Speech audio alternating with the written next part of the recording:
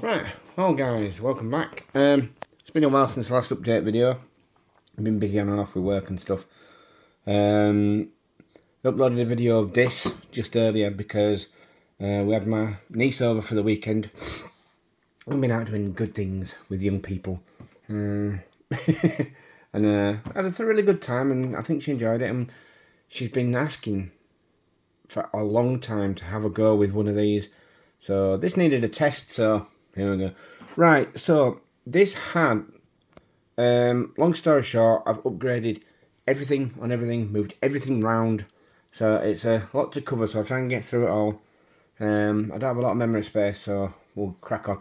Right, so this is, if anybody who's not seen it before, is basically, it's a G-Made Buffalo GFO2 body set on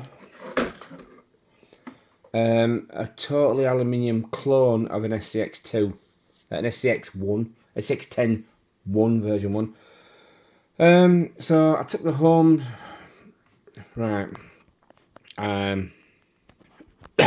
right, so this had the Holmes Hobby, is it Sportmaster, Trailmaster motor in it, and the Hobbywing G2. Now, it worked fine, but I'm not making any use of any of the extra features the G2 has. So I put it in the Land Rover, mated up to the Dumbo RC controller, but there wasn't enough connections on the 6-channel stereo to use the real driving mode, as in the reverse, the adjustable drag brake, and have all the lights on. So I'll come to that in a minute. So I took this back to original because the drive shafts didn't work, so I bought some new cheapo metal drive shafts, which seem, I thought if it's not got mega power, they're more than up to the job. We'll see how long they last. It was only what, £8, £9, about $10-12, so we'll see just how long they last. You're not really getting a good look at them there, but they're all metal. Cheap shit, but there you go. If it works, it works. It needed fixing. I didn't have a lot of money, so there we go. I saved the money. Something else that I bought, so I'll come to that. Right, so what has it got in it now? It's got the original. When I bought this, it was an upgraded Maverick Scout, so the axles are Maverick Scout, and it came with electronics, so the original electronics are back in it now, but everything else is upgraded. Now I plan on getting some new axles for this, the same ones that are underneath the Land Rover. So then I'm gonna get a Fusion SE for this when it's got decent drivetrain. The pinion angle on this is ridiculous. I don't know. You can see when the wheels turn, they don't turn left and right. They turn like this. So the steering is crap. So that needs an upgrade. So there we go. It's working though, and the powertrain in this, the power unit in this, will never overstep the drivetrain. So that's all good. That is working. Result, because at least I wanted the damn thing working. And if you've seen the video of mine, it didn't actually do any damage to it. I thought she was going to scratch the hell out of it, but she didn't, so nice. First run, success. Now, why is the Holmes Hobby motor in the Land Rover? Because I burnt out the little motor it came with. As soon as I put the G2 in it and ran it on 3S, smoke! So smoke to the motor is toast. Now, therein lies the problem. Bear with me. Because it comes with this pinion gear. Now, I had to drill it off. It has some sort of screw in there, but it looked like it had melted. Maybe it was either really cheap pig metal, or they actually just dripped molten metal in, and why the thread lock if they did, but I could not get it off. Once I drilled it out, I can't put it on anything else, so I used, it's actually, is it 32 pitch pinion gear, and the only one I had, this is a 19, the only one I had was, it's a 17, but it's much smaller, so the gearbox,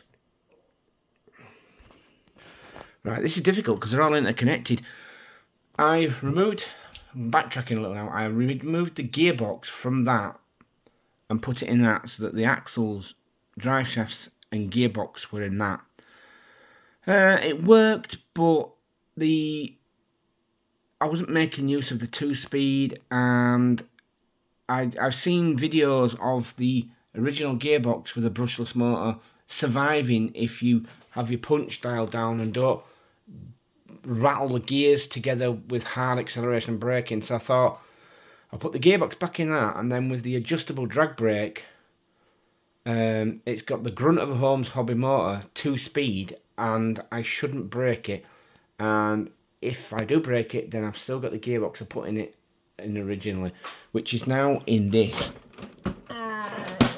Jimmy, seems stupid heavy. Now, this is serious overkill. This is now Fusion SE powered. Well, it isn't technically powered because there's no electronics. I don't know what I'm doing with this right now. I may junk this project altogether. I was going to sell it. I was going to put all the original running gear from that and then sell it, but this axle, there's like a wraparound. You can barely see it there. There's like a groove in the output drive, and there's like in that groove there's like a ring. It works like an E-clip, and it keeps coming off, and I'd have to buy another axle, and I flatly refuse to go on. The idea was this was supposed to be a free build, and then shift it on to somebody, get some use out of it. But if it doesn't work, I can't sell it, and it's not making me any money, so I'm not spending money to make less money when I sell it for peanuts. So the gearbox went back in there. Now, that one needs more channels, so that leads me to my purchase. If you remember, I sold all my Bond cars and Porsches. I bought crap, none of it's any good, but the one thing I have bought with the money is a new controller. Now, there's different versions of this. You can get it with 2, 4, 6, 8, 10 channel receiver, all of those with or without gyro, with or without the metal steering wheel. And if you spec it at the bottom with the plastic steering wheel and the 10 channel receiver without a gyro, which you don't need for a crawler, I got it for $49. So that's less than £50 anyway. So I had £60 to spend, and the change got me the drive shafts for the S610. Now, the reason the other Dumbo RC remote wouldn't work the real drive mode, you have to have what they call a moment or a temporary button. It's active while you press it, and then as soon as you let go, it's off again. You need one of those to work the real reverse on the G2, and the other Dumbo doesn't have. They're all either on or off buttons, so it never really worked. So I'm going to set it up with this. I've tried it. The video of my niece running this was on this remote. So because as you can see, it came in a totally battered package. This box was inside another box, and that box was in even worse condition. So I needed to test it real quick to make sure it were working, so I could complain if it didn't. But it does work, so we're all good. Right, so that's the big ones covered. So this one, oh yeah, I have 2 of these gearboxes. Now, I had the other one with the Fusion SE in that, and it had quite a lot of grunt. I wouldn't have had any trouble with anything, to be honest, because it was a direct drive to the axles. Now, that leads me to my other problem. I have these, just bear with me, I'll just pause it for a second. These are Jazz Rider drive shafts for the King Hauler. Now, these are seriously heavy duty. They are proper steel. Now, you see the spline, right? they're too long. I thought I'll chop them down a little bit. So I blunted 2 hacksaw blades to cut this steel down because I don't have anything bigger to cut them with. And I took a little piece off. Still a bit too long. So I took another little piece off. Now there's no spline in it. Tight asses. The spline is only that long. It's like 10 mil. And after that, it's just a hollow tube. So they are now absolutely no use. They've got the spline all the way down the shaft on one half. So I'm going to have to work something out with those. Currently at the minute, I have these on my 1/6 excursion. So I have spares now. So that was the problem that started the Land Rover's problems, because it was going to be brushless with proper running gear that were indestructible, bulletproof. So I thought anyway, so I bought a second one of these. And I shall now come to why I bought a second one of these. Right, I'm back now. If you're wondering, if I bought one for the Land Rover and it worked perfectly well, why did I buy another one? Because I bought it for this. Right, now, anybody who's been watching my channel for a while will know what this puppy is. It's the world's first 4-wheel drive ORV chassis. Very proud of this. Very, very proud. And it worked, briefly. Alright, now this is the gearbox. It worked, but the gear... Long story short, it sits like that in the back of a 2-wheel drive car. The wheels are here. Now this should be rotated down to one side or the other, so the motor sits at the bottom on the chassis plate in front of the back wheels. This would be at the back of the car, this would be the front. So yeah, it was supposed to sit that way around. Now I realised if I rotate that up, because it just rotates up, it fits in there. So I made this a 4-wheel drive. Of course it doesn't work because the drive shafts are connected in the middle.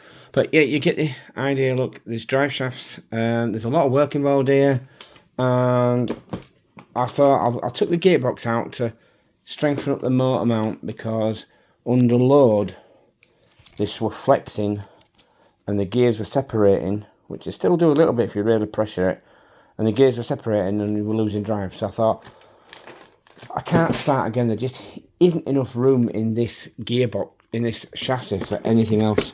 Now, if anybody's new to my channel, you won't have seen this, but basically there's a Thunder Tiger diff inside this housing. The motor sits here on a King Blackfoot chassis. So I've rotated the drive to come out here, and then I made a little drive shaft for the... I made a little drive shaft for the front. Now, in the meantime, now, this is carbon fibre, right? Oh, there we go, look, you can see. There we go. Yes, proof it is 4-wheel drive, that's the front wheels. Meanwhile, while the gearbox was out, this has shrunk. It doesn't fit anymore. So I'm going to use the dog bone from the centre to the front, like it does in the back. And I've hit problems. Because I built this, it's all bespoke. This is a lot to strip, to take. I didn't make it so you could get to the drive cup, because I wasn't planning on it was done. I was only planning on taking it apart if it was broken, which it is not, technically. The gears are not broken. So, yeah. So I'm going to have to strip this all off, and I kid you not, it's a big job. So I've abandoned that. We're going away for a week soon, and there's going to be seaside involved. I want to take this with me and get it on the beach, 4-wheel drive. But it's not going to go. We're going to go, and it's going to stay. But it will be, it's either going to get a very powerful brushed motor or a brushless motor, I haven't decided, because this brushless motor is absolutely toast. Listen. That's not the gears, that's the motor you can hear. The bearings in there are absolutely shot. Anyway, 15 minutes, that's what I've got going on so far. just thought I'd let you all know because I haven't done anything for a while. That's working. I've just to swap the remote control in and wire up the lights. That's for another time. The drive shafts and everything's connected. It's just a matter of putting electronics back in it and giving it another go. That one's working. This is my focus for now.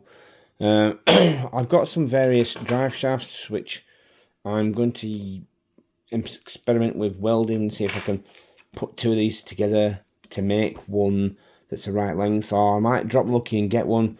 If I get the measurements, I'll hit the eBay and see if I can find one that's the right length, so we'll see if we can get it working. All I have to do is get that drive cup in the front, and then the rest is just finding the right length thing and putting the gearbox back in. So yeah, excellent. Right, thanks for watching, guys. Hopefully for some more soon. If I do go away and take a car with me, I'll get some footage. But I think I'm just going to go away and enjoy myself and leave the car so I can back. Anyway, so thanks for watching. Thanks to the new subscribers, and more soon. Hope to get more running videos this year, although in the UK summer's running out fast, we don't get a move on. Thank you and goodbye.